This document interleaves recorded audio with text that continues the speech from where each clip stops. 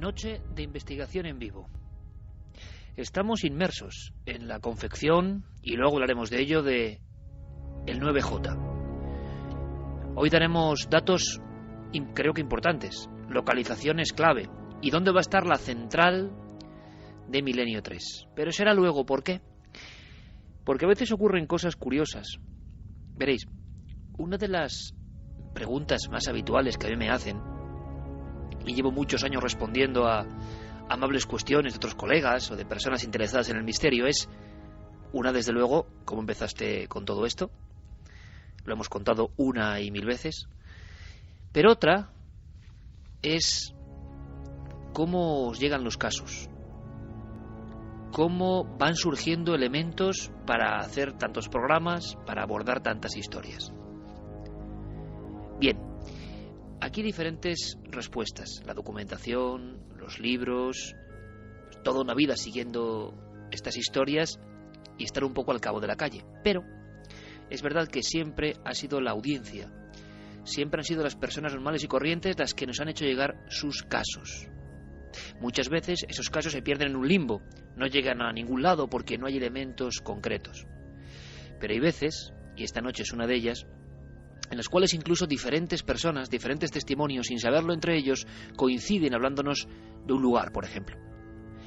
Esta noche quiero que compartáis con todos nosotros una investigación en vivo doble de alguna forma. Las tierras andaluzas son testigo. Las tierras primero de la provincia de Córdoba y después de Sevilla serán entornos de nuestro peregrinar. ¿Y por qué? Porque a veces a través de un mail, antes eran cartas, llegan testimonios, piezas que encajan como un puzzle. En este caso, una de esas piezas nos llevaba hasta un lugar del que desconocíamos casi todo. Y esto es lo interesante.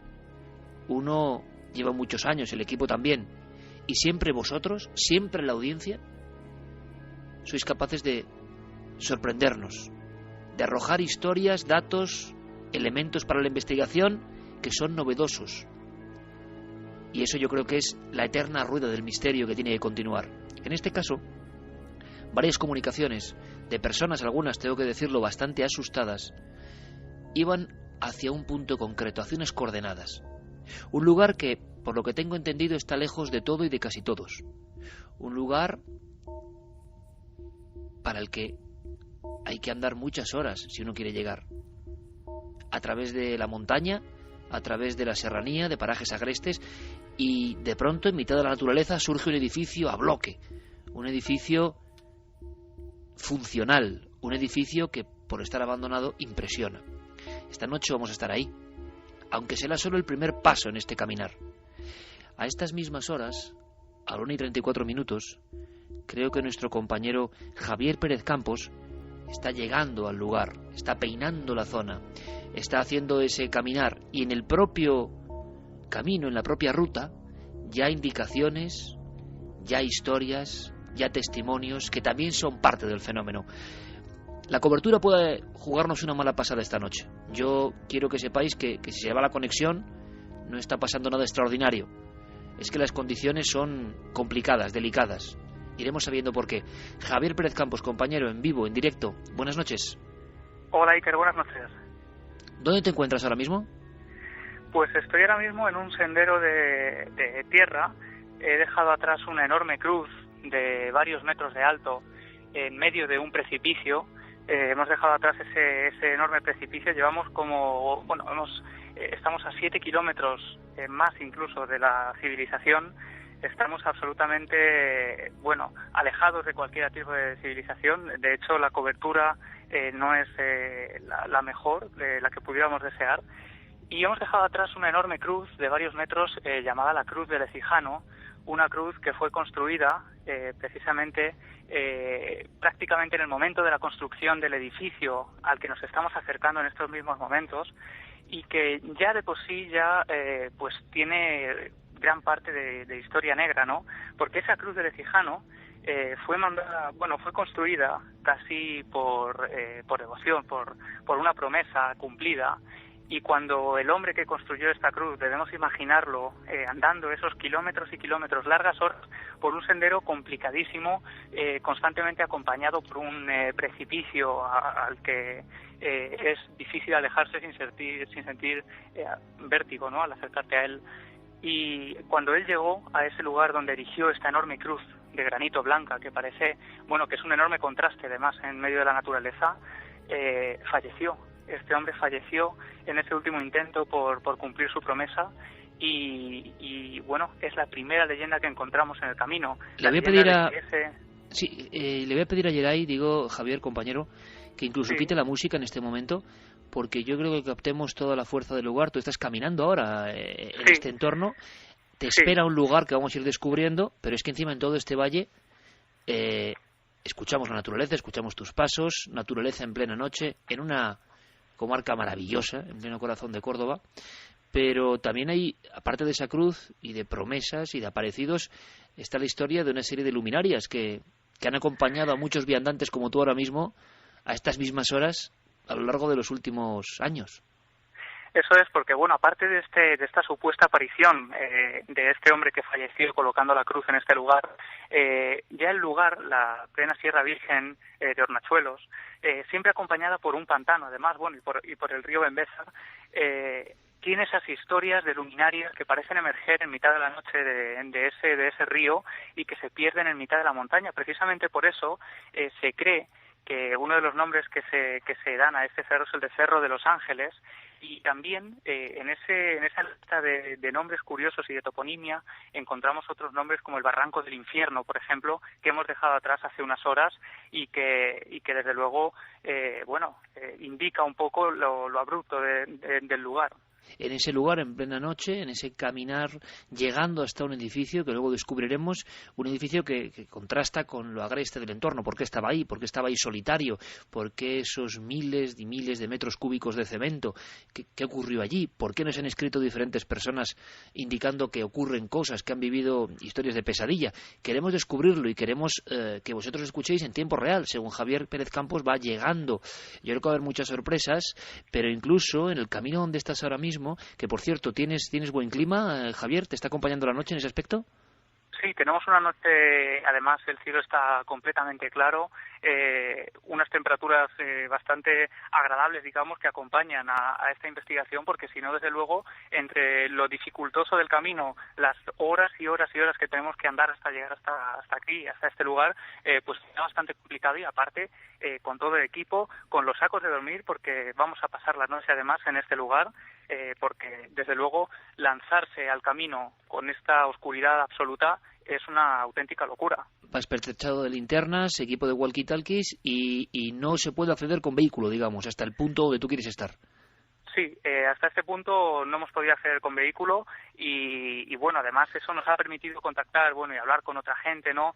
Nos han dicho, por ejemplo, nos han hablado de datos que no conocíamos para nada, por ejemplo, vigilantes de esta zona que han vivido también fenómenos extraños y que, bueno, que no lo han pasado del todo bien. Los propios vigilantes de terrenos limítrofes a este lugar, porque está cercano también a algún que otro coto de caza. Ajá, ahí la historia, justo donde te encuentras ahora mismo, y repito que nuestro público en ningún momento piense en cosas extrañas, es el sonido de la naturaleza. Si escucháis algo extraño de fondo, luego ya veremos en el edificio, pero la cuestión es que hay una historia muy intrigante, sinceramente, muy de la España mágica, un señuelo importante y que ha recogido el vuelo, que es la historia de una penitente. Sí, precisamente además antes de la construcción de este edificio al que estamos a punto de acceder, en pleno siglo XV, esta zona es una zona de cuevas naturales, a las que el jueves, por ejemplo, estuvimos accediendo y es cierto que es bastante peligroso incluso intentar acceder a ellas por lo cerca del precipicio y por lo estrecho del camino, ¿no? Y en una de esas cuevas se recluyó una mujer que pasó a la historia de este lugar como la mujer penitente. En ese lugar se recluyó esta mujer, al parecer, para redimir sus pecados, y se metió en esa cueva durante 10 años. 10 años encerrada en ese lugar sin salir, salvo para intentar obtener alimento, ¿no? Apenas algunas plantas y lo poco que la rodeaba en este bosque. Al parecer esa mujer falleció también allí, justo debajo de, podemos decirlo ya, del monasterio. Es un monasterio al que vamos a acceder. Ella falleció en una cueva debajo de ese monasterio y también parece ser que ha sido vista por muchos de los caminantes, de los senderistas que recorrían justo la montaña de enfrente y que, bueno, desde donde observaban una panorámica sencillamente alucinante. Iker, te puedo decir que el impacto visual del lugar es sobrecogedor. ¿Qué estás viendo ahora mismo, Javi? Pues ahora mismo ¿puedes parar? Tenemos ya delante, paramos aquí, ese edificio, un edificio, sencillamente tremendo, hormigón, son varios bloques de hormigón, metros y metros y metros en medio de la sierra, en medio de este paraje natural que se observaban ya desde varias horas antes de llegar a este edificio, y coronado además por una enorme cruz de unos 8 o 9 metros de altura, oxidada ya por el paso del tiempo, y dice Seminario de Los Ángeles. No hay luz. Actualmente, no hay nadie. No, ahora mismo no hay absolutamente nadie. Los miembros del equipo que están aquí con nosotros y el resto totalmente abandonados, sin ningún ruido que nos haga pensar en ninguna ciudad cercana ni en ninguna persona. Y como te digo, Iker, en plena Sierra Virgen, todo verde, casi selvático, se erige este edificio, hormigón, una mole de hormigón completamente blanco y corroído por el óxido. Y son además 4 bloques diferentes de unas 8 o 9 plantas para que os hagáis una idea. 8 o 9 plantas. Sí, en medio de la sierra además, como te digo, es inconfundible la silueta de este lugar y desde luego estremecedora. Nosotros cuando la vimos por primera vez fue el jueves y teníamos la luz de la tarde todavía y era estremecedora, pero ahora mismo a estas horas, alumbrándola solo con la luz de la linterna, te puedo decir que es casi un esqueleto enorme en medio de la sierra de Córdoba. Podríamos resumir, Javier, ahora que estáis delante y que vamos a investigar en vivo, en un par de frases, lo que los diferentes testigos, las diferentes personas a lo largo de las últimas semanas habían ido escribiendo o anotando. Si tuviésemos que resumir haciendo un titular, ¿qué es lo que contaban? ¿Por qué nos hablaban de ese lugar? ¿Qué les había pasado ahí? Pues ellos habían venido aquí como senderistas curiosos que buscaban un poco un remanso de paz en la naturaleza. Algunos se lo encontraron por casualidad, para otros, sin embargo, para investigadores como Manuel Delis, que está aquí con nosotros, fue casi una obsesión, una sana obsesión el encontrar este lugar. Y muchos de ellos han vivido auténticos fenómenos extraños. Uno de los que a mí más me ha llamado la atención, porque el fenómeno parecía interactuar con los testigos, eran golpes en las paredes que parecían completamente humanos, porque en uno de los casos los testigos golpeaban las paredes como para responder y obtenían una respuesta, obtenían el mismo número de golpes que ellos habían dado. Te puedo decir, Iker, que nosotros hemos estado también esta noche en el edificio y hemos escuchado esos golpes. No sabemos, desde luego optamos, ¿no?, porque puede haber una causa natural, pero desde luego curiosos y interesantes eran. ¿Los habéis llegado a grabar, Javier? Sí, tenemos además 2 grabadoras que hemos incluso ido distribuyendo por el edificio y desde luego que se han grabado. Sonidos además de todo tipo, esos golpes serán los que más nos han llamado la atención y que si quieres ahora te ampliaremos e incluso te contaré desde el sitio donde los hemos escuchado. Perfecto, primera conexión, Javier Pérez Campos, compañero, va también con otro colaborador, Manuel Delis, que también fue una de las personas que mejor ha investigado esta historia y que, como pasa muchas veces, se traza una curiosa relación entre un enclave y una persona, y sobre todo porque hay acontecimientos que yo creo que sinceramente ponen la carne de gallina a todos los niveles, nivel fenomenológico, nivel humano incluso, pero eso lo iremos descifrando a lo largo de la noche. En unos minutos conectamos de nuevo, ojalá la cobertura siga estando a este nivel, y en la siguiente conexión, Javier, imagino que os quedan apenas unas decenas de metros, ya instalando el equipo y ya sabiendo más de ese lugar, de la historia de ese lugar, radiografiando ese esqueleto de hormigón en mitad de la noche. ¿Por qué tanta gente nos ha dicho tenéis que ir ahí? Un abrazo, Javier. Un abrazo, hasta ahora nos adentramos en el lugar. Habrá que decir a nuestro compañero Javier Pérez Campos, por supuesto, que también esté muy atento, con un ojo en las estrellas. Todo nuestro equipo sabe, tiene indicaciones de que hay que estar ojo a visor más que nunca de aquí al 9J, porque no sé, presentimos que algo puede ocurrir. Ojalá. En ese aspecto, además, hemos lanzado una doble encuesta que vamos a mantener hasta el mismo día de la gran alerta OVNI. Pero, curiosamente, es que hay una investigación paralela. Va a ser apasionante. Carlos Largo, compañero, buenas noches. Buenas noches, Iker. Vamos a hacer una cosa primero. Vamos a hablar de esa encuesta, vamos simplemente a oxigenarnos un poco. Tú acabas de llegar de la provincia de Sevilla, Andalucía es protagonista, otra historia, una historia que incluso ha tenido un georradar como protagonista. Hemos sondeado una zona porque se supone que ocurría algo bajo tierra y lo vamos a ir contando poco a poco. Antes vamos a lanzar, por supuesto, vías de contacto. Quizá haya personas que sepan más de este gran monasterio o seminario perdido en mitad de la sierra de Córdoba, en Hornachuelos, y tengan más historias que contarnos. Quizá desenterremos algo importante, pero también lanzamos no solo las redes de contacto, sino la encuesta. Y ahora os comentaremos una noticia muy importante en ikerjimenez.com para que vayáis ya teniendo todos los datos, todas las señales importantes de la alerta OVNI. Vías de contacto abiertas, Carlos. Pues las clásicas, Iker. El correo electrónico milenio3 con número @cadenaser.com. También, por supuesto, la página web cadenaser.com con las frases de los oyentes.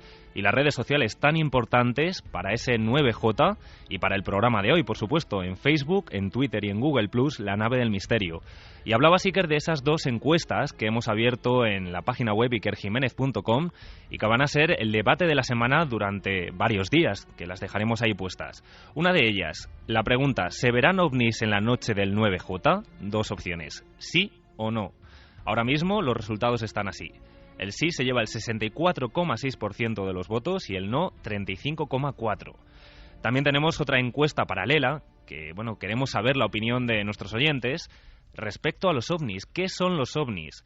Damos varias opciones. En este caso tenemos naves extraterrestres, viajeros del tiempo, entidades de otras dimensiones, artefactos humanos secretos o confusiones y fraudes. Si quieres te doy los primeros datos. Perfecto. Ahora mismo el 21,2% de los votos lleva artefactos humanos secretos. El 43,2%, que me lo he saltado, naves extraterrestres. En segundo lugar, 21,2% artefactos humanos secretos. El 14,4% se lo lleva entidades de otras dimensiones. 13,5% confusiones y fraudes. Y el 7,7% viajeros de tiempo. Creo que podemos hacer, como se hizo en Estados Unidos, y en varias ocasiones además, por grandes sistemas de encuestas, bueno, pues nuestra propia encuesta, cómo está el estado de la cuestión OVNI en el 2012, ni más ni menos, en el Ecuador del 2012 prácticamente ya y de cara al 9J. Vamos a dejarlo durante varias semanas, vamos a recoger, estoy seguro, miles de votos y esto nos va a proporcionar una interesante óptica en torno a qué cree el público hoy en día. De momento los primeros datos ya son curiosísimos. Vías de contacto abiertas. La investigación continúa y continúa, Carlos, porque tú precisamente esta semana acabas de llegar de Sevilla y has tenido la ocasión de encontrarte con otro de esos casos absolutamente estremecedores, increíbles, que se han podido investigar de otro modo además. No mentía yo con lo del georradar, ¿no? Esto sería, vamos a empezar por el final, sería la última escena. El georradar, que podemos explicar qué es, buscando en un lugar donde había leyenda, misterio y fenómenos. Sí, desde luego, Iker. Esta historia nos llegaba gracias a nuestros compañeros, Pepe Ortiz y José Luis Hermida, que nos daban la voz de alerta de un lugar, en Villanueva del Ariscal, en Sevilla, donde bueno, pues corría desde hace muchos años, desde principios del siglo XX, una historia vinculada a una casa familiar que en la anterioridad había tenido otro propietario distinto a los actuales. Actualmente esa casa es propiedad de una familia de herederos que, bueno, que la verdad es que nos han abierto las puertas de su casa. Corría una leyenda acerca de lo que tú decías, un lugar enterrado bajo tierra, una bodega, en la que había tenido lugar un atroz crimen. Un atroz crimen que desde hace muchos años se viene contando y que, bueno, que poco a poco, de leyenda, casi hemos podido transformarla en realidad, o al menos es la sensación que hemos tenido. El georradar que tú mencionabas lo hemos utilizado precisamente para localizar el acceso a esta bodega donde supuestamente ocurrió este asesinato. Lo cierto es que los resultados han sido sorprendentes. Si bien con la propia maquinaria ya nos dejaban notar, el compañero, en este caso el experto, en Georradar, para que aquellos oyentes que no sepan cómo funciona esta maquinaria. Se trata de localizar las diferentes capas de terreno que hay debajo de una edificación. Es un aparatito, para que se hagan una idea, casi como una aspiradora, o cortacésped, digamos, del tamaño de cortacésped, que va analizando todo el terreno habitación por habitación. Y bueno, pues nos dejaba entrever que efectivamente había diferentes capas o diferentes tipos de tierra, y que allí podría haber un acceso. Casi de lo más reciente que hemos hecho, ayer mismo, de nuevo, hacíamos una nueva prueba, un nuevo análisis, unas catas, y que Iker, yo sinceramente me he quedado muy sorprendido con las conclusiones que hemos sacado. Bueno, pues será la segunda historia que se trazará en paralelo. Una en Córdoba, ese gran centro de hormigón abandonado en Hornachuelos, y por otro lado lo que ha ocurrido en pleno corazón de la provincia de Sevilla, donde incluso el Georradar intenta desvelar un misterio. Está pasando ahora mismo, y mi idea, mi interés máximo es que vosotros, amigos de Milenio 3, compartéis con nosotros todo lo que va ocurriendo, datos positivos, incluso contradicciones, ¿por qué no?, elementos que son propios de una investigación según se va fraguando. Es muy diferente hablar de las cosas a toro pasado. Esto está ocurriendo ahora, y quizá podéis ayudarnos a entender un poco más esto del profundo misterio que a veces se cruza en nuestro camino. Más tarde escucharemos a otros compañeros que estarán en Alerta OVNI, a Guillermo León, que os va a hablar del dossier especial que ya está en ikerjimenez.com. Esto es importante, en ikerjimenez.com ya un dossier especial, mapas, guías del cielo, algo impresionante que Guillermo ha ido estableciendo con todo el equipo, colaboración máxima, y ahí tenéis el auténtico puzzle para bucear en lo que va a ser la alerta del 9J. Pero me comunica Jeremy Martínez, línea interna, que ya ha llegado. Hay una zona un poquito complicada, incluso a nivel de cobertura de los móviles, y pendiendo de ese hilo, nuestro compañero Javier Pérez Campos ya se encuentra, imagino, justo en la entrada de este lugar que queremos seguir fotografiando con las palabras, que no es fácil. Javier, buenas noches de nuevo, compañero. Hola, Iker, buenas noches. ¿Estás ya sí, en el lugar? Hemos accedido ya a ese lugar, Iker, a esa entrada del edificio. Estamos en la terraza del lugar, al lado de una fuente, y bueno, nos hemos tenido que abrir camino casi como si estuviéramos en una selva. Ya te comentaba, ¿no?, que el lugar era lleno de matorrales y ramas que llegan al pecho, que no ves lo que estás pisando, y además ya nos ponían un poco sobre aviso cuando veníamos hacia acá.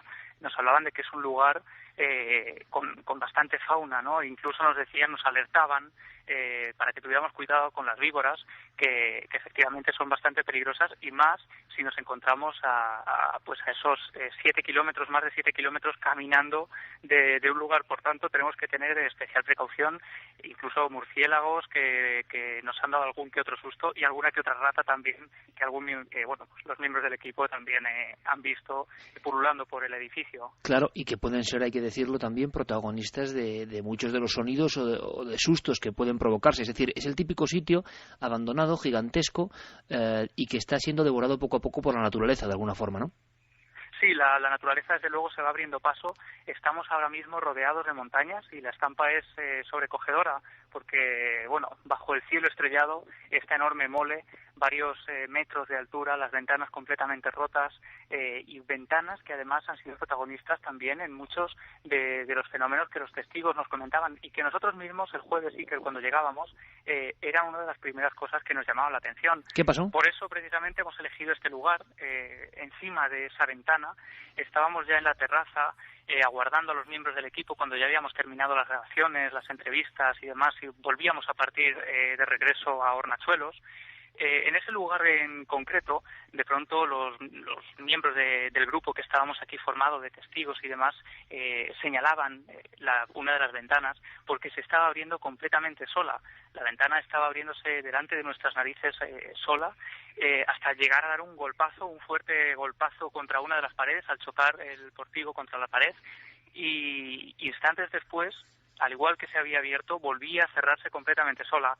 Lo que nos llamó la atención es que, estando en ese jardín, al aire libre, nosotros, al contrario de notar aire o corrientes de aire, hacía un calor espectacular, Y lo curioso, lo que también nos llamó la atención, es que el resto de ventanas del edificio que estaban limítrofes a esa ni se movieron un pelo, es decir, fue la única de todo el grupo de esas 6 ventanas de la fachada que se abrió y se cerró sola delante de nuestras narices. Podría tener una explicación natural, pero bueno, nosotros desde luego quedó la duda, ¿no? Tenemos que ir sabiendo por qué se abandonó ese lugar, por qué estaba en ese sitio, qué ocurrió, y contamos con un especialista que va a ser también un poco guía, ¿no?, en redescubrir esta historia. Pero me gustaría antes de las noticias que escuchásemos uno de los muchos testimonios que nos han ido llegando. Es un breve fragmento, pero para que la audiencia de Milenio 3 se dé un poco cuenta de cómo coinciden, ¿no?, en muchas cosas. Es Manuel Pluguer, uno de los hombres que allí pasó un momento pues bastante malo, ¿no?, como tantos otros senderistas, montañeros, personas que, claro, caminan 7 kilómetros de sendas y de montañas y llegan a un lugar y ese lugar, claro, impresiona ya. Imagino que la sugestión es fuerte. Ese gran edificio encajado, metido, como si fuese una especie de costra de la propia roca. Pero no tiene nada que ver. Esas cientos de ventanas. ¿Cómo serán los pasillos por dentro? ¿Qué ocurrió allí? Bueno, vamos a escuchar el testimonio porque es uno de tantos y es ejemplo de lo que hemos ido recibiendo a lo largo de las últimas semanas. Es una sensación bastante extraña. Es como si te estuvieran mirando por la ventana, como si te estuvieran observando. Y aparte, las ventanas y las puertas se cerraron y se abrieron solas, con bastante fuerza. Y al llegar a la cruz del monasterio, pues ya los tres aquí, nos pusimos bastante malos, con ganas de vomitar también. Y cuando llegamos, pues escuchamos a gente, pasos, como si hubiera movimiento allí. Pero al final cuando entramos es que no había nadie y recorrimos todo el monasterio y estaba vacío completamente.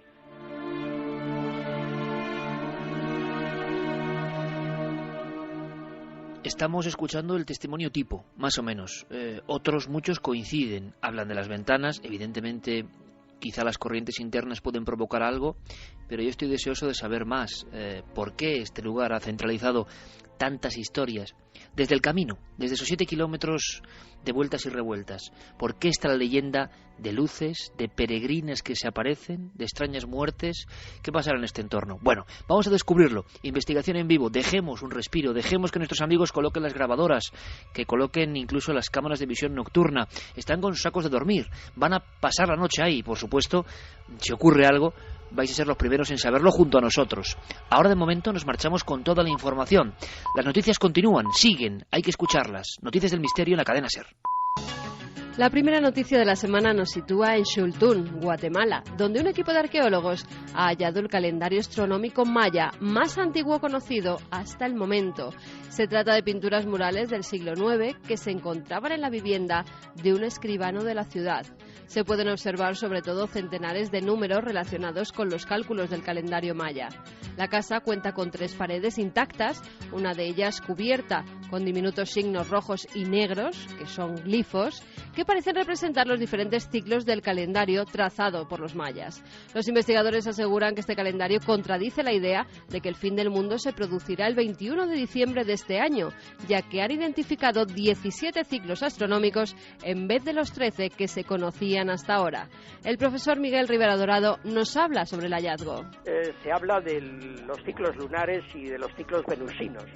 Entonces, yo lo que creo es que es una anotación, al parecer del siglo IX, sobre los periodos calendáricos, algunos de los periodos calendáricos que los mayas manejaban para organizar su cronología y sus observaciones astronómicas. Pero no sé hasta qué punto constituyen un verdadero calendario cerrado. Tendría que ver yo esos jeroglíficos, ¿no?, aparecer en una pintura mural. Un río profundo, un río virgen, un río de los que casi ya no quedan. Unas montañas impresionantes, unas montañas primigenias. Un entorno lógico para establecer un monasterio. Estos lugares no están elegidos al azar, nunca lo han estado. Entornos para escapar del mundo cotidiano, para trascender, dicen algunos. Es singular el hecho, y se puede constatar, de que las cuevas, eremitorios, suelen ser sitios en los que pasando el tiempo el misterio aparece, en forma de leyenda, en forma de rumor, en forma de testimonio. muchos. Toda España está llena de estos lugares. Ahora, pocos, con la fuerza iconográfica, con la plasticidad, sinceramente, con lo terrorífico que debe ser por la noche, como este cercano a Hornachuelos, porque es toda esa naturaleza salvaje la que cubre, la que protege este lugar de miradas extrañas. Y allí, en este edificio enorme, en estos edificios unidos, hay una historia, y queremos saber más de esa historia. Javier, compañero, ¿me escuchas? Sí, perfectamente. Seguimos aquí en la terraza de este lugar. Un auténtico laberinto, Iker, en medio de la sierra. Un laberinto porque nosotros mismos, miembros del equipo, nos hemos perdido en varias ocasiones. Los pasillos, los largos corredores, las escaleras, mantienen una estructura casi idéntica en todos los lugares, y lo que dificulta conocer en qué lugar estamos en cada momento. Y nos consta que no somos los únicos, muchos nos hablaban también de eso, pero es que además, escuchando al testigo que estuvo con nosotros también el jueves, recuerdo que eso también es algo que nos ocurrió y que también nos pareció bastante curioso. Cuando llegamos a la tarde a este edificio, a las puertas, una enorme verja que da la bienvenida al lugar, antes de cruzarlas, de atravesarlas y de entrar en el sitio, escuchamos también como voces en el interior, y llegamos a creer que podría haber alguien, quizá algún vigilante o algún otro curioso que se hubiera acercado al lugar. Lo cierto es que al entrar no nos encontramos a nadie. Podemos imaginar, además, con el largo sendero que hay que recorrer y dificultoso además para llegar hasta aquí, la gente que llega a este lugar no es porque sí, ¿no? Es gente realmente interesada en este sitio.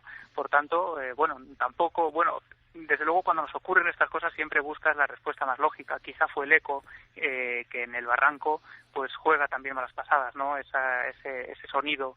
Pero bueno, una anécdota más a la investigación en este lugar. Estáis acompañados ahora mismo por la luz de las linternas, abriéndose un poco paso. Me gustaría, y le gustaría seguro a la audiencia, saber un poco cómo es por dentro el entorno. Y te acompaña un investigador que lleva mucho tiempo unido a este enclave tan curioso, tan raro, tan fotogénico también, ¿no?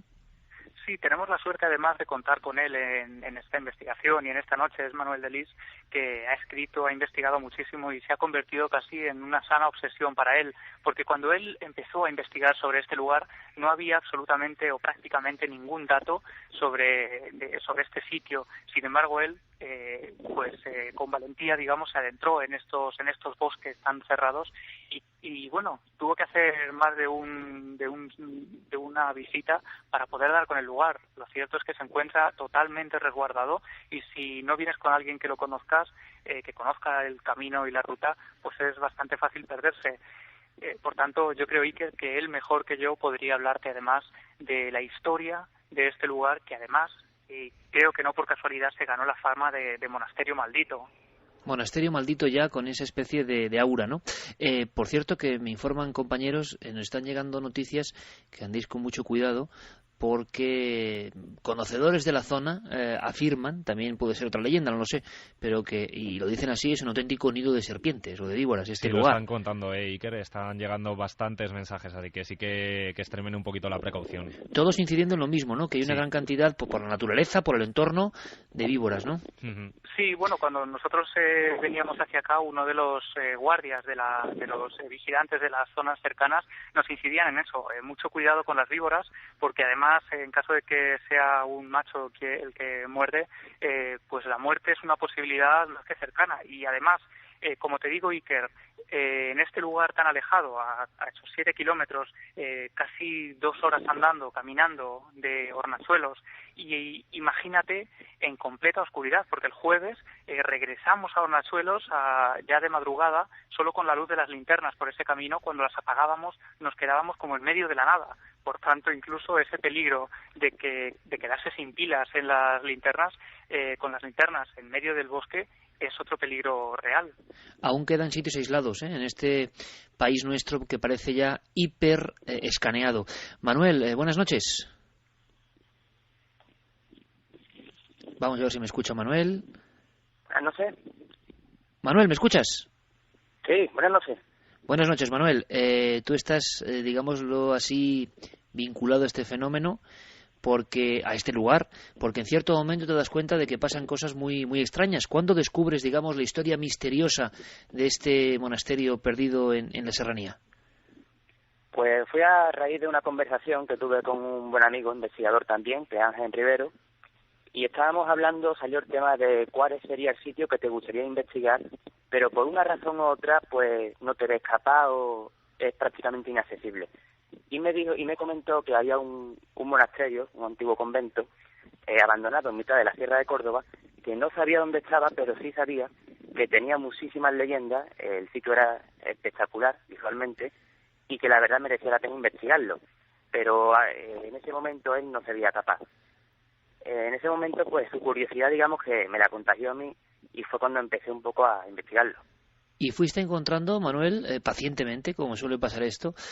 Ha ocurrido muchas veces, ¿no? Investigadores que puntualmente, estoy recordando ahora mismo a Pruden Muguruza, a tantos y tantos otros, que de pronto empiezan personalmente, a veces en silencio y durante mucho tiempo, a ir rascando un poco la historia, ¿no? ¿Y qué empiezas a saber? Es un sitio que se abandona, ¿por qué, Manuel? El sitio donde estáis ahora mismo, que además yo no lo conozco personalmente, estoy viendo las fotografías que nos transmite Javier Pérez Campos y que me comenta Guillermo León que en tiempo real, como ocurre siempre todo en este programa, en tiempo real, intentaremos poner en nuestras vías de contacto y en las redes sociales, en Twitter, Facebook, en la web, fotos para que veáis, quienes estéis conectados, cómo es este lugar, porque es impresionante, es que hay que verlo.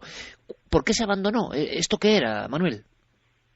Sí, bueno, hay que partir de la base de que yo partía del desconocimiento. O sea, ahora mismo es fácil encontrar alguna foto en Internet, es fácil documentarse un poco, pero cuando yo empecé con esta investigación, allá por el 2008, era prácticamente imposible, o sea, encontrarte una foto o cualquier dato del lugar en Internet. Entonces, cuando empecé a investigar un poco, pues digamos que cada vez iba tras la pista, iba más cerca, y llegué sin saber prácticamente nada. Te encuentras una panorámica de lo que es el prototipo de un edificio de pesadilla, que no sabes cómo está ahí, digamos que es de vértigo, está enclavado en medio de ninguna parte, y empiezas a preguntarte por su historia. Cuando digamos que te documentas un poco más, pues te informas de que realmente tiene una historia macabra. O sea, este edificio tan grande no se abandona por casualidad. Fue abandonado por tres incendios, digamos, repartidos por su historia, y que digamos que fue lo que creó su fama de monasterio maldito, porque digamos que cuando el monasterio llegaba a su máximo apogeo, pues digamos que se volvía a incendiar, digamos, y se quedaba prácticamente en la ceniza. O sea que ese lugar, Manuel, ese lugar que tiene un aspecto como muy rotundo, ¿no? Muy recio. La historia creo que nos remonta además al siglo XV, las piedras iniciales, pero luego yo no sé si se va completando. ¿Qué pasa? ¿Que se va reconstruyendo después de cada uno de estos incendios? Efectivamente, el monasterio se fundó en 1490 por Juan de la Puebla, que fue segundo conde de Belalcázar, y digamos que en principio era lo que era un pequeño convento. Pues lo que pasa es que, digamos, las vistas del lugar, que son impresionantes, o sea, esto transmite, es la controversia, ¿no?, que transmite muchísima paz, pero a la vez el vértigo de un edificio colosal en un barranco.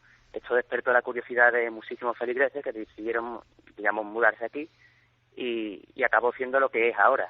Claro, cuando se volvió a incendiar, volvían a edificarlo, y digamos que cada vez que lo edificaban lo hacían más grande, porque digamos que cada vez más gente cogía la fama este monasterio. O sea, las personas, Manuel, querían ir allí por algún motivo, ese seminario, a ese apartarse del mundo, yo no sé si por el paraje o por lo que tuviese de desconocido, de magnético este entorno, o de telurismo, ¿no? Porque desde luego yo te tengo que decir que pocas veces he visto una estructura, parece realmente, no sé, un recuerdo de las casas colgadas de Cuenca, pero a lo bestia, en mitad de un paraje, claro, absolutamente agreste, y eso impresiona, y tenía que impresionar en su tiempo. ¿Y me quieres decir entonces que era un sitio como muy solicitado por los que iban a hacer sus votos y a iniciarse en el sacerdocio? Efectivamente, porque es un lugar que por una parte es espectacular por los riscos y las vistas, pero por otra parte es muy tranquilo. O sea, para la oración y la meditación, digamos que está alejado de ninguna parte, tiene unas vistas maravillosas, y digamos que es un sitio especial para lo que es la oración y, digamos, encontrarte contigo mismo. Eso fue lo que atrajo a la gente. Pero, ¿Y por qué desaparece, Manuel? ¿Por qué definitivamente desaparece y eso se queda como lo ha dicho muy bien Javier Pérez Campos, la imagen, un gran esqueleto de hormigón en mitad de la sierra? ¿Por qué? Pues el último abandono simplemente fue por temas económicos, porque es un edificio que, digamos, que está aislado del mundo. Además se abandonó, o sea, como último no fue monasterio, fue seminario. Fue convertido en un seminario, y digamos que mantener esto era demasiado costoso a nivel devastador y acabó desapareciendo por eso, pero de todas maneras después de cada incendio quedaba abandonado por un tiempo hasta que digamos que la gente volvía a interesarse por el sitio. Digamos que es un lugar que crea una especie de atracción-repulsión por el hecho de estar alejado de cualquier parte, pero a la vez, una vez estás aquí, digamos que se respira paz y tranquilidad. Eso está ubicado en la montaña de Los Ángeles, se llama Monasterio de Los Ángeles porque la montaña, antes de que existiera ese monasterio, ya tenía fama por las apariciones de luminarias que salía del Belmésar y se metían, según los testimonios, en la montaña. O sea que, como hemos visto, un lugar ya marcado desde antiguo por luces y por aparecidos. ¿Y cuándo te encuentras tú, Manuel, personalmente indagando? Y además yo creo que es lo que has hecho, como han hecho otros muchos compañeros, es redescubrir un poco la historia, ¿no? Y ponerla sobre el mapa. Y a partir de esta noche más. Y espero que para bien, porque sabemos que la audiencia de Milenio 3 es muy respetuosa. Tenemos otro lugar de la España mágica para conocer. Pero cuando te empieces a encontrar con testimonios como los que hemos escuchado, con personas, senderistas, alpinistas, investigadores, curiosos, que empiezan a contar que pasan cosas ahí dentro. ¿Cuándo empiezas a recopilar esa información? Pues es bastante curioso, porque antes de recoger testimonios lo que me informé son de las leyendas que corren en torno al monasterio, como la que te ha contado el compañero Javier, de la mujer penitente, la cruz del Efijano, tal y tal. Entonces, cuando empiezo a recoger testimonios, es muy curioso porque por este edificio lo que más pasan son senderistas que desconocen dichas leyendas. Jamás han escuchado hablar de la mujer penitente, de su cueva, absolutamente de nada. Y sin embargo los testimonios verifican dichas leyendas. O sea, gente que jamás ha escuchado hablar de la mujer penitente dice que de su cueva ve salir una luz que se dirige al monasterio y que se pierde allí. Lo cual, para alguien que está investigando este caso, pues digamos que le da muchas ganas de seguir y digamos que le da veracidad al fenómeno. ¿Y tú, Manuel, personalmente, cuál es el momento en el que has pasado de investigador a testigo de algo que realmente te ha sobrecogido o te ha sobrepasado? El lugar, digamos, que siempre te hace estar alerta. Es el prototipo de un edificio de pesadilla, digamos, con verjas oxidadas y en todo momento te sientes observado. Pero cuando empiezas a sentir los resultados es cuando, digamos que en una investigación, empiezas a escuchar sonidos que ya no es sugestión. Los compañeros ya lo están comprobando, tus compañeros, porque es impresionante cómo estando en una planta, y aquí es imposible que te puedan sorprender otro tipo de gente porque los verías venir desde lejos. Esto está muy alejado y digamos que cualquier luz se ve a kilómetros. Empiezas a escuchar pasos, empiezas a escuchar arañazos en las paredes, todo tipo de fenomenología. Ya, bueno, dejando aparte lo que a nivel psicofónico, que también las hay, e incluso, digamos que es el único lugar donde yo he podido comprobar que el fenómeno aporte, lo que yo solo conocía por estudiarlo y por haber escuchado algún testimonio, pues digamos que aquí he podido vivirlo. O sea, aquí viví la materialización de un objeto que salió de ninguna parte. Y es bastante curioso. Digamos que estaba preparando mi equipo y preparando la mochila cuando sentí caer lo que en su momento me pareció una piedrecita encima de la mochila. Uh-huh. Pero lo curioso es que vino del barranco, o sea, donde es imposible que lo tire absolutamente nadie. Cuando alumbro con la linterna veo que no es una piedrita, que es un trocito de cristal, que de eso lo conservo como una reliquia. Digamos que los investigadores, bueno, no investigadores, curiosos del misterio, es como una especie de cajón de reliquias, ¿no? Es un trocito de cristal y cuando lo llevo a gente, porque parecía bastante antiguo, me dicen que es un trocito de una especie de candil. Un candil de estos que llevan la velita, que llevaban para ver en la oscuridad de los frailes. Sí. Lo cual sería bastante curioso porque vino del barranco y digamos que estaba fuera del monasterio. Es como si alguien lo fuera perdido en su época y se fuera quedado por ahí en el barranco. Es bastante curioso. Javier, compañero, estáis entonces ahora mismo en una planta concreta, sitúanos un poco, estáis junto a un pasillo, las estancias son grandes, estáis como saliendo por una de las terrazas, para que la cobertura pues nos responda, pero sería muy interesante intentar, aunque sea como sensación, si se corta la comunicación pues ya volveremos a conectar desde la central del estudio 1 de la cadena SER, porque a mí me gustaría saber cómo suena eso por dentro, incluso cómo son esos pasillos. Hazme la radiografía, Javier, cómo es este entorno, por dentro queda algo de lo que fue, es un lugar absolutamente pelado de recuerdos, solamente son pasillos, o hay elementos que indican el pasado, los incendios, las muertes que allí ocurrieron. Bueno, encontramos, desde luego, de su primera construcción en el siglo XV solo queda una pequeña capilla que hemos estado observando ahora, pero de su posterior ocupación por esos frailes, quedan, por ejemplo, los colchones en las camas, quedan los dormitorios con esas... ¿Quedan los colchones en las camas todavía? Sí, quedan los colchones, los somiers, parecen que las habitaciones están prácticamente ocupadas, vemos las puertas de los armarios como lugares muy reconocibles, además, dentro de... ¿Puedes adentrarte en alguno de estos lugares, Javier, en una próxima conexión, intentarlo? Sí, vamos a intentar entrar en un pasillo, en un angosto pasillo lleno de ventanas, cercano también a las aulas del viejo seminario, porque después fue un seminario. Otro de los lugares que llaman mucho la atención, porque parece que se encuentran a la perfección, son la cocina. La cocina del monasterio se encuentra perfectamente equipada con los viejos fogones, con las cámaras frigoríficas, totalmente en la oscuridad. Y luego, por ejemplo, desde luego el recuerdo de cómo este lugar ha sobrevivido a 3 incendios y con esas escenas terribles. Por ejemplo, Manuel me contaba cómo algunos de los supervivientes o de esas víctimas de los incendios, en un último intento por sobrevivir, se lanzaban al vacío del barranco para intentar apagar sus llamas en el río. Claro, porque el río pasa justo debajo de este lugar de tantos ventanales, suspendido un poco, ¿no? A horcajadas casi de la montaña. A mí me gustaría, Javier, llegado a este punto, si podemos, yo no lo sé técnicamente, cómo estamos y en qué circunstancia estáis exactamente ahora, si incluso podríamos hacer una división, cada uno por un lado, y poder volver a conectar, porque hay un par de historias que me interesan mucho. Primero, qué tipo de apariciones, si es que las ha habido dentro del entorno, han ocurrido, qué ha pasado con esas voces y sonidos que vosotros mismos habéis escuchado, y también sé de una historia que quizá Manuel quiera ahondar algo sin dar muchos más datos, porque sé que es una historia un poco densa e incluso un poco trágica, porque ha habido algún investigador que después, vamos a decirlo así, poco tiempo después y estando en el ámbito de esta investigación, pues falleció fulminantemente, ¿no? Imagino que eso podrá tener que ver o no con la historia del sitio, pero sí que impresiona mucho a las personas que conocen el acontecimiento. Manuel, ¿podemos comentar algo de esta historia? Hay un investigador local, creo que, vamos a decirlo así, que fallece de un colapso en pleno proceso de la investigación, ¿no? O poco después. Sí, bueno, buscarle una relación es, digamos, aventurado, pero sí es curioso que un amigo investigador, pues, digamos que fue su última investigación. Yo los guié hasta aquí, se interesaron por el lugar, lógicamente por su envergadura y su historia, y la verdad es que días después de haberlo investigado y haber sacado una psicofonía bastante extraña, pues falleció de un infarto. Hombre, no es que fueran extrañas circunstancias, pero que estaba muy bien de salud y digamos que no tenía ningún problema.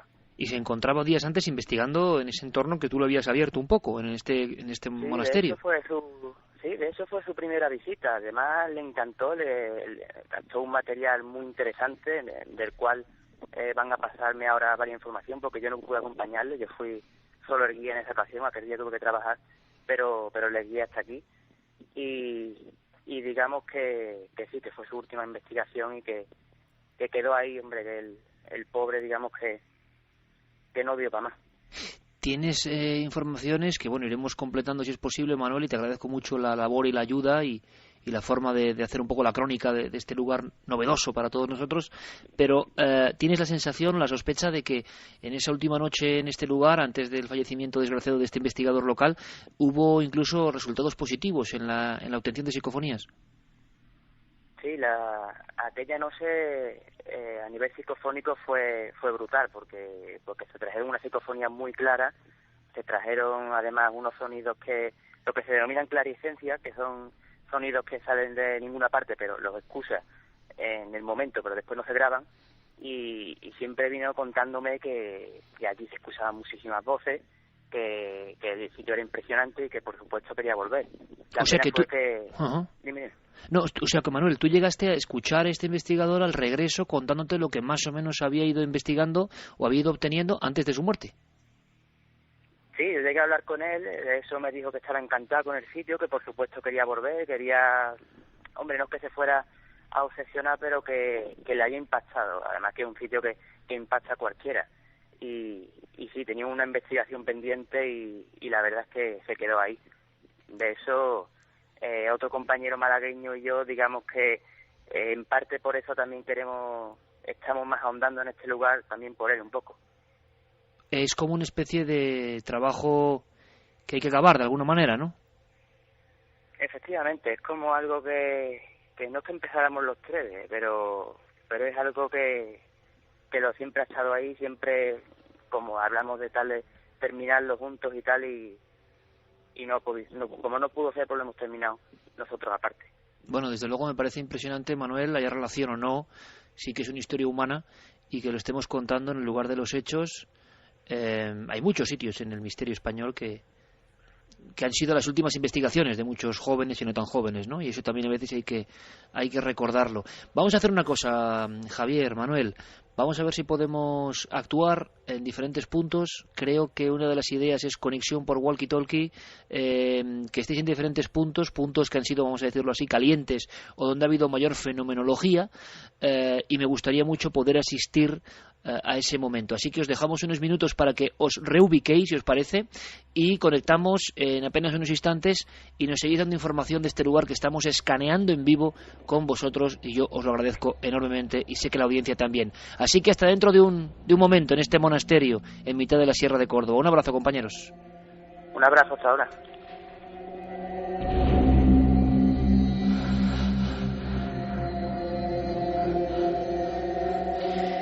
Carlos, compañero, ¿estás por ahí?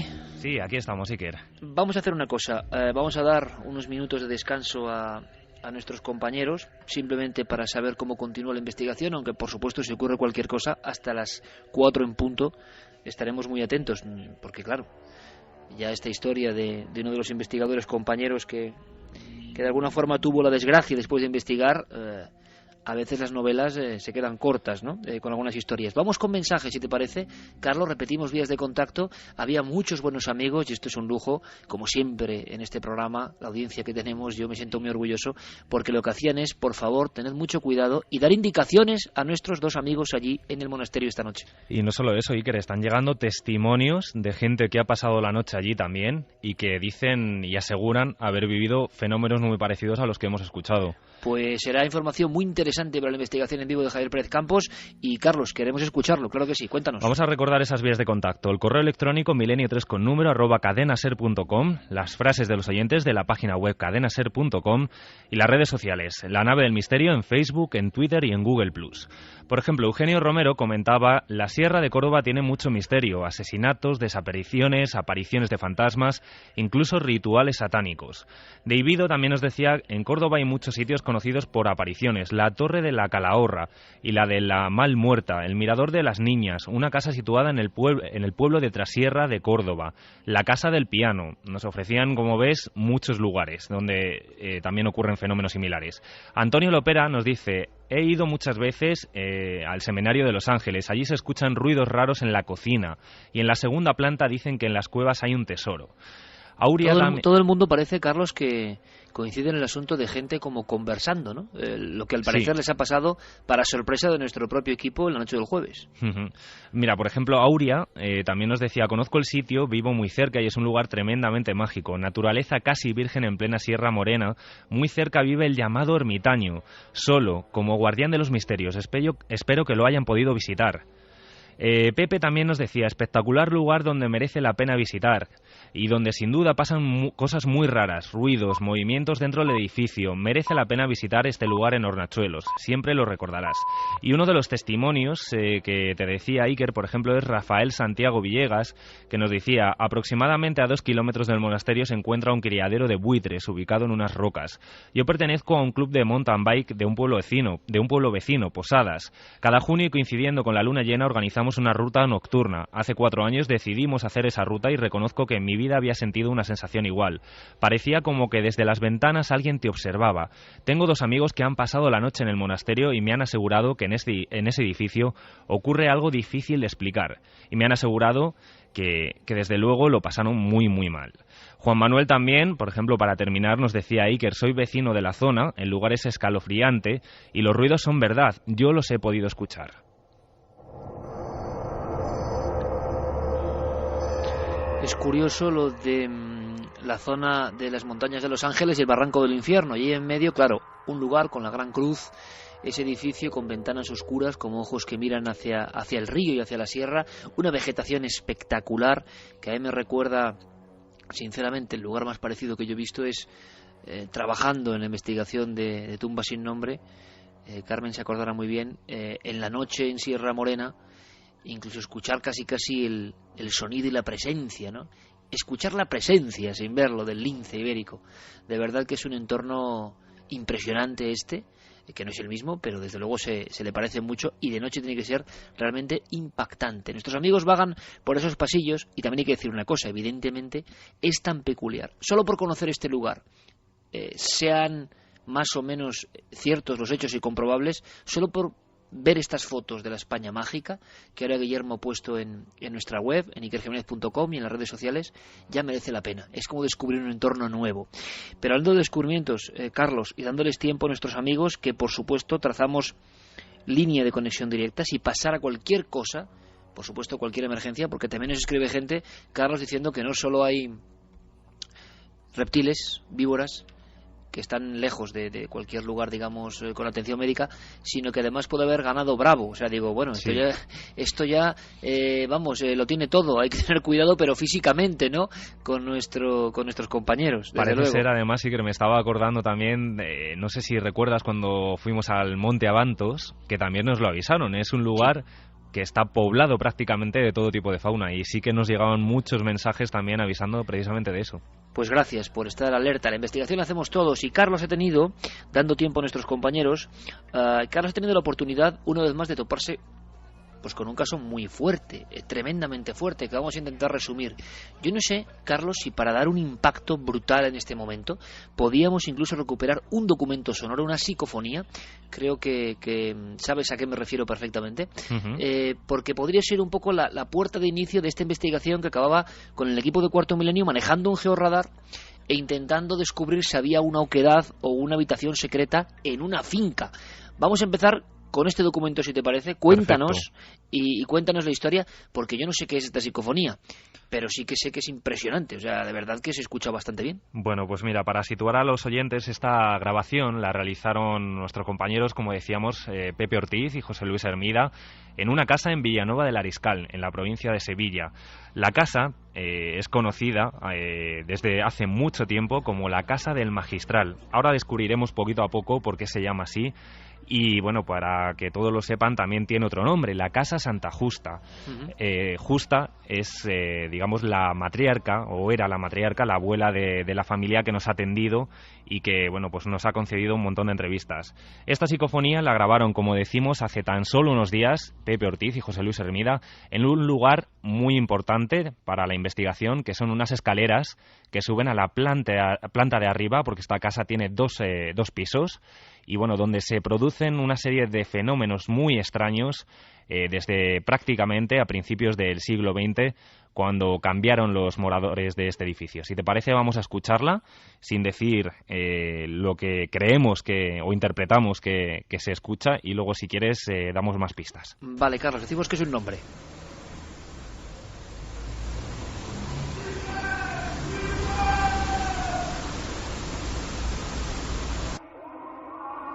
¿Está la voz repetida 2 veces, me imagino, o es así exactamente? Está repetida bueno, precisamente. Es un alarido tremendo. El lugar está cercano a entornos donde alguien pueda gritar de esa forma. Pasan coches, no sé cómo explicarlo, porque es que es muy clara. Tiene ese tono típico tan sórdido, ¿no?, de algunas psicofonías. Tiene ese tono, pero es que es clarísimo. Pues lo cierto, Iker, es que es un lugar que está apartado del pueblo. El pueblo de Villanueva del Ariscal pues es un núcleo que es pequeño relativamente, aunque sí que ha crecido en los últimos años. Y esta casa, como decimos, se construyó en 1906. Antiguamente, solo un único camino llevaba a esta casa y estaba aislada. Actualmente se encuentra ya unida a otros chalés nuevos de nueva construcción, pero está totalmente abandonada, está apartada al final prácticamente del pueblo, y es lo que precisamente nos ha llamado la atención, que justamente cuando grabaron, nos lo contaba tanto Pepe como José Luis, lo dejaron todo prácticamente cerrado y con un silencio que allí no pasaba absolutamente nadie, y en toda la grabación, que duró prácticamente 1 hora y media, 2 horas, no se escucha ningún ruido, algún ruido de algún coche que pasa por ese camino, pero no ninguna voz. Y esa voz además parece que tiene como reverberancia, que tiene como eco, como si estuviera en la propia casa, y nadie se podía haber colado. Dice un nombre que nosotros interpretamos. No lo digas. Vale, quiero volver a escucharla, por favor. Vamos a ver si Yeray nos puede poner de nuevo el documento, porque ahí hay alguna psicofonía de este tipo, en plan grito, alarido. Tiene algo. Yo no sé qué tiene, pero a mí cuando lo escuché por vez primera me impresionó, sinceramente. Ahora, es alguien que se mete en la casa y grita, aunque no es un grito directamente al micrófono, es un poco más lejano. Repetido 2 veces, muy unido, pero desde luego esto no es un error en la audición. Está clarísimo el sonido. Ahora hay que saber qué es. Ocurre en esa casa del crimen y en esa casa del georradar.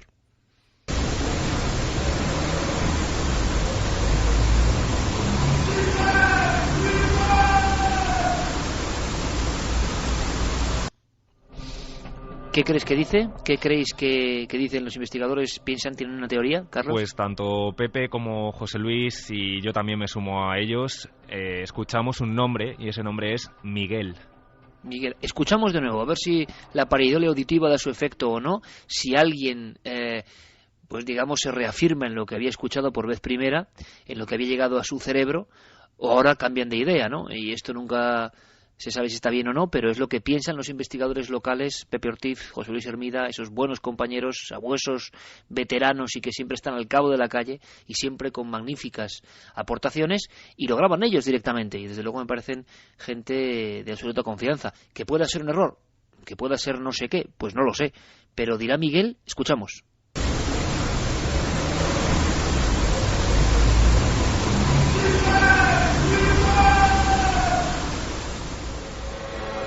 Desde luego lo que es un grito clarísimo. ¿Y esto cuándo se grabó, Carlos?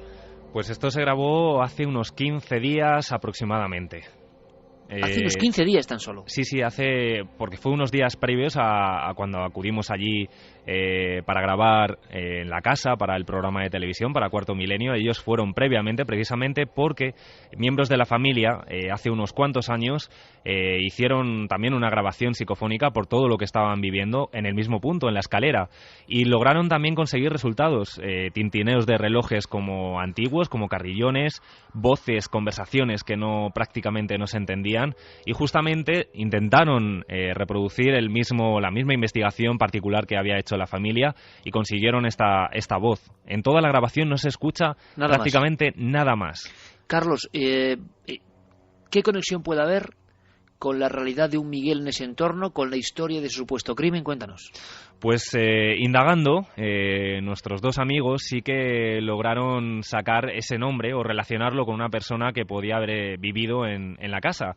Se trata de un antiguo encargado de la finca que se llama Miguel Nevado y del cual también incluso se ha conseguido documentación, porque allí cuando estuvimos en la casa todavía, aunque está en un estado prácticamente en ruinas, la familia sí que la conserva.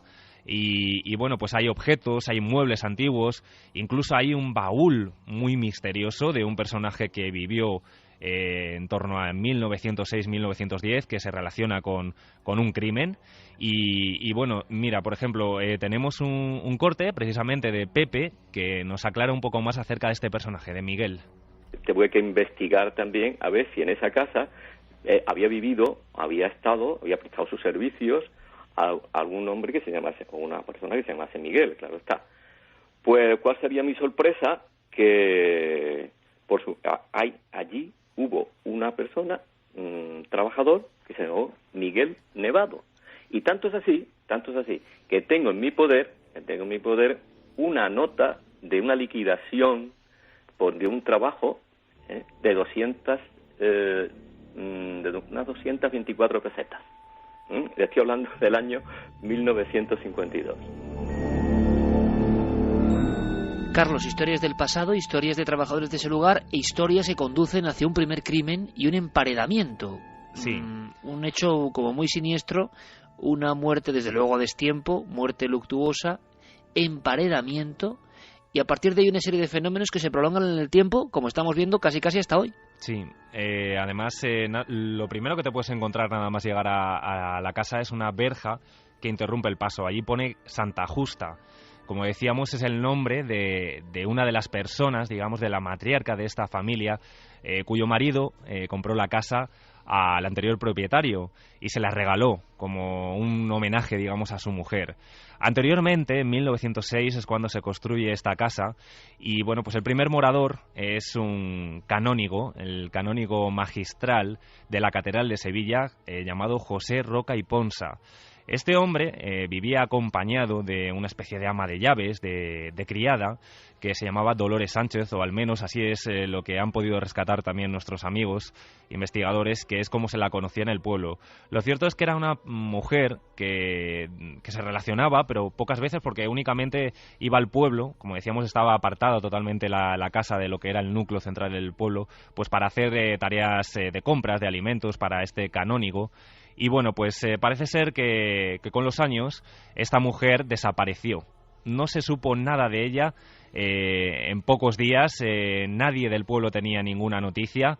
Y bueno, pues se cuenta como una leyenda, aunque sí que hemos encontrado también atisbos de realidad, de que este canónigo pues pudo un día matarla. Bien por celos, se cuenta por una historia de celos o un malentendido que hubo entre ellos, y bueno, pues parece ser que decidió emparedarla viva en una bodega que había abajo en el sótano de la casa. Un sótano que a día de hoy está totalmente sellado y que es lo que hemos tratado de localizar con el georradar. En tiempo real, y esto es absolutamente increíble, pero es la verdad, o sea que la experiencia del 9J puede ser maravillosa. Guillermo León ya coloca fotografías, imágenes de la finca donde Carlos Largo ha estado investigando, acaba de llegar con todo este material, todavía en tiempo de proceso. Lo alucinante es que estos dos lugares, por un lado el barranco y el increíble monasterio de hormigón gigantesco, ese esqueleto vacío en la zona de Hornachuelos, Córdoba, también tenéis las imágenes en increaciones.com, y ahora también las imágenes de la finca El Magistral. Y son dos lugares unidos por la absoluta soledad, la pátina del tiempo transcurrido, la sensación de que hay secretos. Claro, esa idea de una mujer emparedada vuela rápida, imagino, por toda la zona de Sevilla, pero te vas encontrando, Carlos, con testimonios de personas que hablan de fenómenos escalofriantes en este lugar. Sí, precisamente lo más impactante de esta historia es que es la propia familia, muchos de los miembros de la familia que bueno, son herederos actualmente, los que mencionan que han vivido en sus propias carnes estos fenómenos extraños. Como decíamos, es el patriarca, el abuelo de esta familia, el que se la regala a Doña Justa, a la abuela de la familia, y a partir de entonces empiezan a suceder muchos fenómenos extraños, grandes ruidos, se notan presencias, murmullos, conversaciones en plena madrugada. Y por ejemplo, conseguimos hablar, sobre todo tenemos que agradecer cómo nos abrieron las puertas de esta casa para poder estar allí investigando. Podemos escuchar el testimonio de Joaquín Hinojosa, que es uno de los nietos actualmente de esta familia propietaria, y que habla de esos atronadores ruidos que hacían prácticamente notar como si la casa se estuviera cayendo. Joaquín se encontraba un fin de semana, allá por los años 70, 80, con una amiga charlando tranquilamente en esta casa, una casa a la que acudían los fines de semana y también en el veraneo, como una forma de escape de Sevilla. Y bueno, pues de repente se escucha un atronador ruido, y así lo recuerda Joaquín. Empezó a sentir un golpe que atronaba la casa como si la casa fuese a caerse abajo. Entonces estos golpes, que era la impresión que a mí me daba, es como si la casa la estuviesen golpeando con una bola de acero, que la casa entera temblaba. Pues esto se repitió durante 7 u 8 veces. No volvimos a cruzar palabras entre nosotros. Y rápidamente recogimos todo lo que teníamos en la casa y nos fuimos. Yo no tenía en ese momento la valentía de ir a por las habitaciones de la casa viendo de dónde procedía el ruido. Lo que sí puedo recordar es que aquello no era un golpe que lo pudiera dar una persona. Tenemos que agradecer, Carlos, una vez más la deferencia. Son los herederos de este lugar con secreto y quizá con crimen, quién sabe. Y además las paredes, ¿no? Las paredes como si fuesen señal de algo que ocurrió sangriento al otro lado de ellas, quién sabe. Hay más fenómenos, hay más testimonios y los has grabado. Sí, además hay que insistir que este fenómeno, por ejemplo, como si la casa se fuera a caer, como si hubiera prácticamente un terremoto, no solo lo ha vivido Joaquín, también lo ha vivido Pablo, que es otro de los nietos, y lo recuerda además cuando era pequeño, que incluso su padre llegó a subir a la planta de arriba pensando que había ladrones y, bueno, para su sorpresa, se encuentran que todos los muebles estaban en su lugar y prácticamente nada se habían movido. Pero, sin embargo, lo sentían así, como un auténtico terremoto, como si la casa se fuera a caer encima de ellos. Y el típico arrastrar de muebles y la sensación de que o la casa se cae o la casa, siendo ya un poco románticos, ¿no?, como esta noche, un poco digno de Edgar Allan Poe, la casa estuviese gritando su secreto, ¿no? A mí me recordaba mucho la casa Iker, estableció un paralelismo, prácticamente esa oscuridad, ese aspecto tétrico, la casa de la película de Los Otros, ese aspecto, digamos, muy, muy negro. Y fíjate, hablábamos de presencias, incluso la madre de Jaime Hinojosa, que es el hermano de Joaquín, es otro de los nietos de la familia propietaria, también llegó a escuchar de madrugada una conversación entre dos personas que no llegó a entender, pero fue en plena madrugada cuando bajó a beber un vaso de agua y bueno, pues se lo comentó al día siguiente a sus hijos prácticamente desencajada. Jaime también fue la última persona que ha dormido de noche en esta casa. Como decimos, actualmente se encuentra en un estado, bueno, pues prácticamente en ruinas, y también tuvo una experiencia que nos va a relatar él mismo. Ahora le escuchamos. Yo soy la última persona que ha dormido solo en esta casa una noche entera. Y la verdad es que no lo he vuelto a hacer, porque aquella noche, cuando intentaba conciliar el sueño, noté una presencia en la habitación, como era el sonido de una respiración que no me dejaba dormir. Por mucho que intentara abstraerme de lo que estaba escuchando, no podía, hasta tal punto que me tuve que levantar de la cama, mirar en los armarios, mirar en un hueco que hay debajo de la escalera, incluso salí fuera de la casa. Diferentes miembros de una familia, los herederos, diferentes generaciones, hablando con claridad absoluta. Otro de los testimonios, decías, Carlos, que impresionante, ¿no? Y tiene un poco que ver con el mismo fenómeno que ocurre dentro de ese otro punto de investigación de esta noche, ese monasterio. Conversaciones, que esto es una de las cosas que más puede impresionar a alguien, yo creo, aparte de ver una figura, claro. Sí, entrar además en un sitio y escuchar a dos personas hablando y no hay nadie. Lo más curioso es que también nos hablaban los propios herederos y también, bueno, Pepe y José Luis lo han podido constatar, de grupos de jóvenes que han saltado esa valla y que se han metido en su interior en ocasiones y han salido despavoridos, e incluso el testimonio de unas jóvenes hace aproximadamente 5 años que entraron, vieron un piano que también lo pudimos ver tocando solo, y no solo eso, candelabros, luces que aparecían como fogonazos de luz, y lo que más puede poner el pelo de punta, que es la visión de una mujer vestida de luto y un hombre como un campesino que la acompañaba y que se dirigían hacia ellas diciendo que se marcharan de allí, que por qué estaban allí.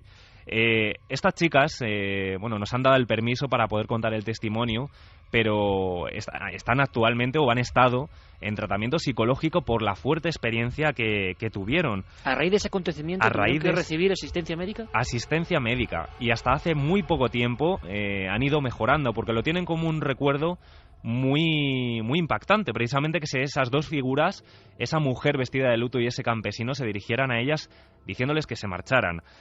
También incluso hemos podido hablar con José Antonio Castillo, que es un hijo también es el hijo de un encargado que había en la finca y que nació y creció, se crió allí en la casa Santa Justa, la casa del magistral.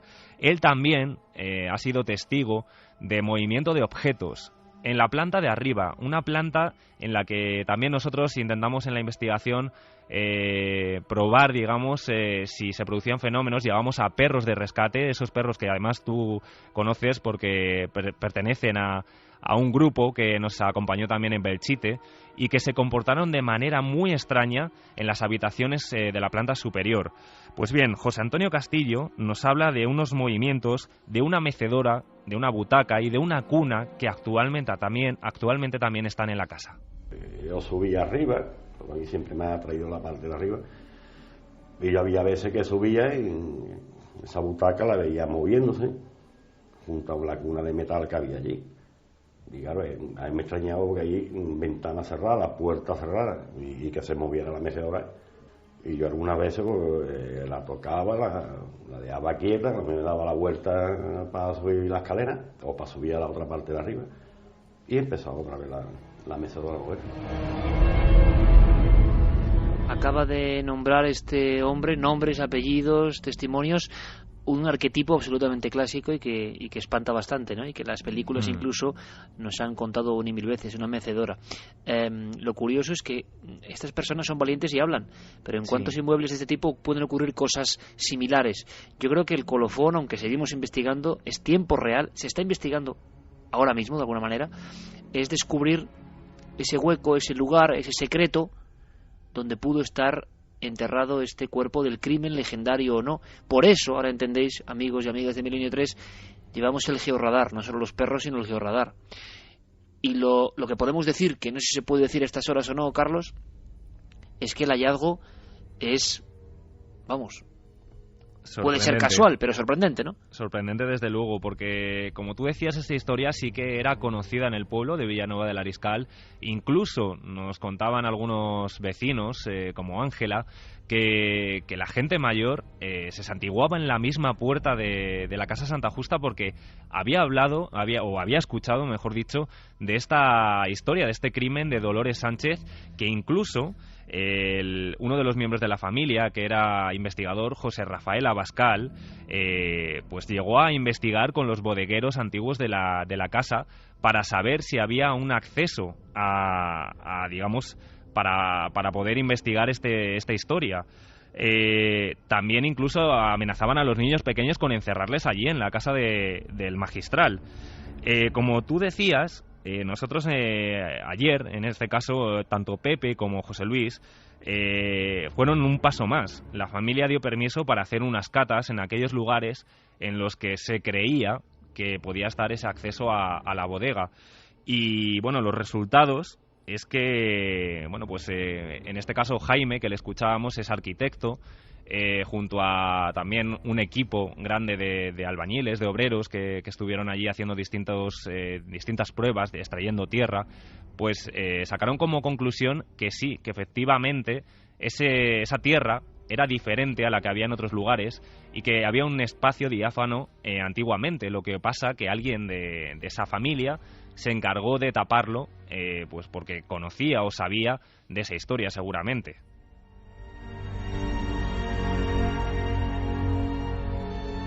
La leyenda la unimos al georradar, y el georradar encuentra una zona, un espacio apelmazado con otra tierra, quizá porque ahí está el secreto, ¿no? Nosotros vamos a seguir investigando, desde luego. Son solo unos trazos de lo que ha ocurrido esta semana, estos días. Andalucía, dos historias paralelas, la finca El Magistral, casi nada, con todos los componentes clásicos y personas que valientemente hablan. ¿Y qué estará ocurriendo ahora mismo en Córdoba? ¿Qué estará ocurriendo en ese gran seminario abandonado? Los 3 incendios, las diferentes muertes, la leyenda, la desgraciada historia de un investigador que se abrió al misterio por vez primera con esta expedición y luego pereció. Javier Pérez Campos, compañero, ¿me puedes escuchar? Hola, Iker, te escuchamos ahora perfectamente. ¿Dónde estás? Pues nos hemos adentrado en las entrañas ya del monasterio y desde luego están pasando cosas. No sabemos si con explicación o no. ¿Están pasando cosas? Sí, los famosos detectores, ¿no?, de movimiento que nos acompañan en muchas investigaciones. Ha saltado uno que tengo aquí en un estrecho pasillo del monasterio. Ha saltado hace unos 5 minutos. después de haberlo puesto hacía rato, y coincide casi porque bueno, ahora mismo en este momento el compañero Manuel de Lis está en la iglesia del edificio, a la que no podemos acceder por teléfono porque no tenemos cobertura, pero él estando allí parece que ha escuchado, y creemos que lo ha registrado porque tiene 2 cámaras grabándolo constantemente, un sonido de arrastrar de tejas justo encima de la iglesia. Y ese sonido, Iker, lo hemos escuchado anteriormente de 3 personas también del equipo cuando acabamos de llegar prácticamente al monasterio, estaba yendo, y estando en la entrada, en una especie de patio con 4 ventanas en el piso superior, hemos escuchado también no un sonido de un caminar de algún animal, hemos escuchado casi como un arrastrar de escombros encima de nuestras cabezas. Sabéis que estáis solos, ¿no? Habéis comprobado un poco, habéis perimetrado la zona, no os ha acompañado nadie ajeno, nadie que haya podido aproximarse al lugar después de escuchar esta conexión con Milenio 3. No, desde luego hemos peinado la zona, estamos absolutamente solos en el edificio, y precisamente además porque los murciélagos, por ejemplo, no alteren un poco la investigación, los detectores, por ejemplo, están puestos a ras de suelo, ¿no? A una altura que sabemos que los murciélagos no vuelan, ¿no? Oye, Javi, una cosa importante, el compañero Manuel de Lis está en una zona, pero no podemos tener acceso a él, no podemos hablar ni siquiera vía walkie-talkie, se le puede escuchar. Sí, por walkie-talkie, por ejemplo, podemos hablar con él, no sé cómo lo escucharíais vosotros. Vamos a intentarlo, Javi, te escuchamos. Venga, perfecto, vamos a intentar hablar con Manuel a través del walkie. No sé si lo vais a escuchar, vamos a proceder. Manuel, ¿me escuchas?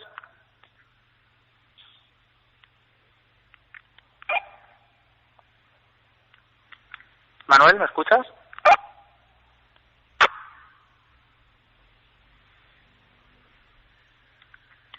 Estamos intentando dar con él ahora. ¿Él está en un lugar muy apartado de ti, Javi, en este momento?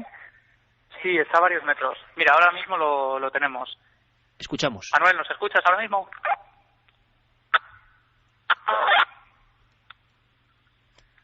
¿Me escuchas, Manuel? Sí, yo te oigo.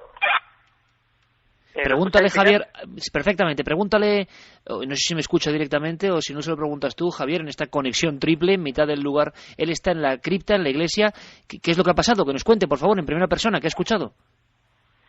Manuel, ¿nos podrías contar un poco qué es lo que acaba de pasar en la iglesia ahora mismo? Pues hace un momento se han escuchado arrastrar como los escombros del bloque de al lado, el bloque que tengo justo al lado, hay como una escalera y como tarde hace un rato escuchamos como unos escombros arrastrarse como si algún animal los moviera, un animal grande. Pues ahora mismo da esa misma impresión. Un animal grande, ¿cree que puede ser algún tipo de alimaña o ha visto algo que le haya extrañado? Están las cámaras grabando, ¿no, Javi? Sí, las cámaras están grabando además en todo momento. Y bueno, no sabemos si puede tratarse de algún animal. Le pregunto si quieres... Pero pregúntale si puede acercarse al lugar exactamente con el walkie-talkie y puede examinar. Me dice que se siguen escuchando justo ahora mismo. A ver, que abrimos comunicación, por favor. Eso es. Por favor, Manuel, ¿puedes abrir ahora mismo el walkie a ver si podemos escucharlo?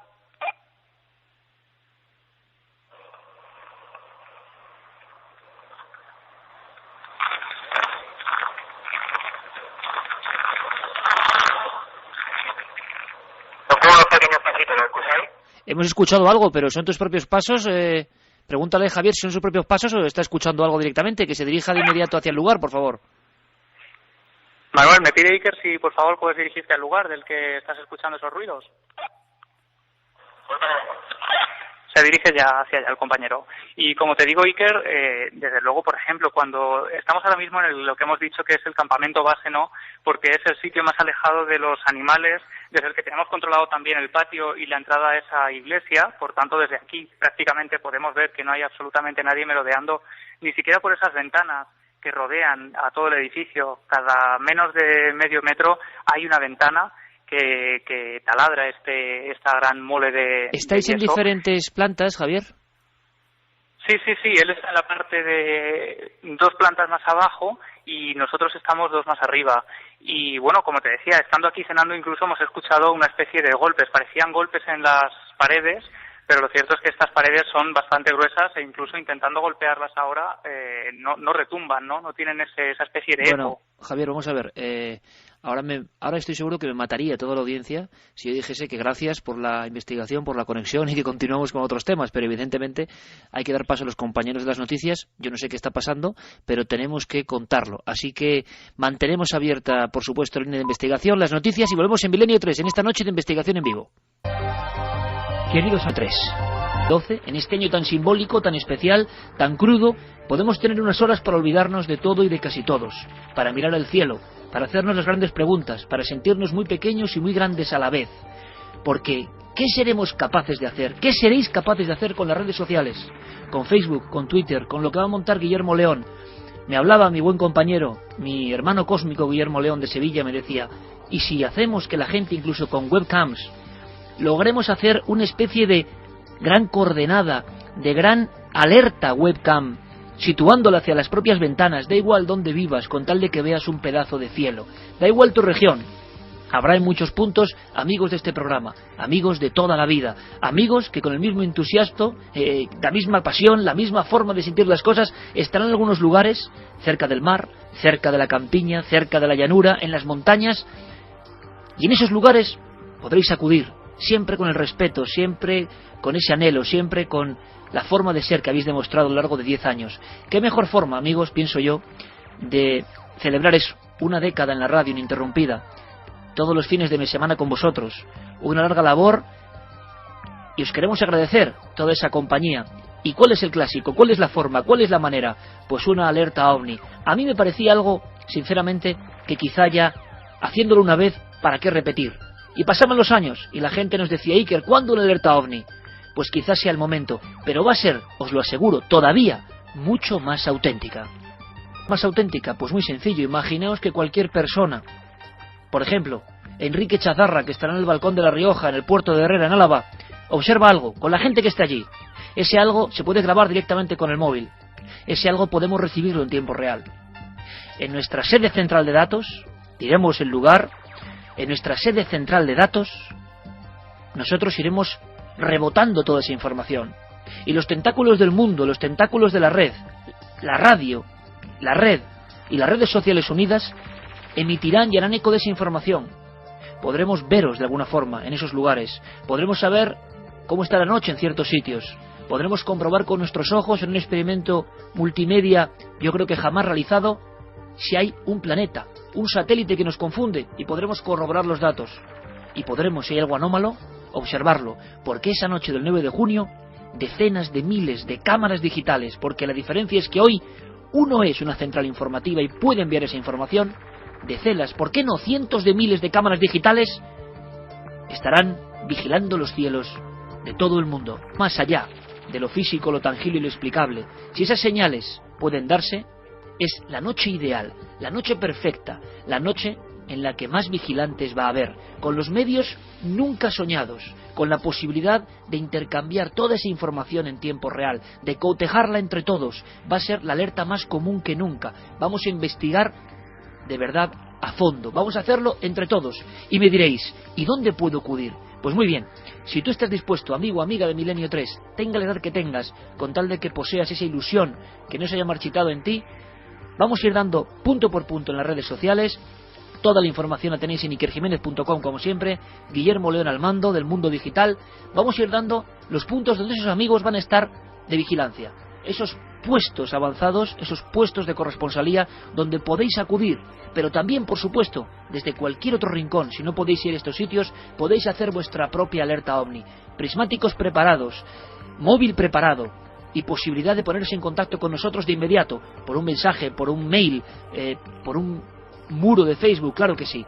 Lugares importantes, los damos ahora mismo. Es la primera información sobre la alerta OVNI, alerta mundial OVNI en la SER 2012. Puntos de encuentro, vamos a llamarlos así, red de corresponsales amigos. Atención, por favor, tomad nota. Enrique Chazarra estará en la zona de Álava. Todos los lugares que se han elegido son especiales. Todos los lugares tienen una historia. Todos los lugares tienen un porqué. No son cualquier lugar. Puerto de Herrera, madre mía, ahí estaba yo con 14 años buscando ovnis. Puerto de Herrera, Álava, sé que Javier Sierra también andaba por ahí. Allí estará Enrique Chazarra. Alberto Cerezuela estará en la zona del Cañarete, en Almería. Luis Rodríguez Bausá estará a las afueras de Toledo, le daremos muchos más datos, mucho más precisos la próxima semana. Tomás Hijo estará en un lugar como Las Batuecas, en la provincia de Salamanca, zona ovni por excelencia, zona mítica y telúrica. Joaquín Abenza, ni más ni menos, estará con todo su equipo y todo desplegado en el desierto de los Rodeos en Ceipí, Murcia, lugar de extraños seres, extrañas huellas y no menos extraños ovnis, incluso investigados por el ejército. Diego Marañón, ni más ni menos, nuestro hombre en la red también, estará en las Campas de Ucieda, en Cantabria, lugar de manifestaciones no identificadas en esas campiñas. Allí estará nuestro amigo. Gonzalo Pérez Sarrón, ni más ni menos, estará en otro punto clave, Bonal de Ibor, en Cáceres. Estamos buscando lugares donde han pasado muchas cosas y donde la gente habitualmente no acude, y donde quizá el 9J pueda pasar algo. David Zurdo estará en el Embalse del Pardo, en pleno corazón de Madrid. Habías estado tan cerca de lo desconocido. Milenio 3. OVNI 9J, con las máquinas y la ilusión preparada para la alerta OVNI del 9 de junio. Nuestro compañero Guillermo León, en breve tiempo, irá actualizando datos en todas las redes, en todas las vías de contacto, todas activadas, ya lo sabéis, la nave del misterio, en Facebook, en Twitter, el tablón de la cadena SER y ikerjiménez.com como punto, epicentro, faro, donde Guillermo va a ir dando toda la información junto con nuestros compañeros corresponsales en busca esa noche de luces, de misterios en el cielo. Yo puedo daros ya algunos datos a saber de los ovnis siendo un niño y os contaré, pueden ser muy importantes. Esas sensaciones pueden ser francamente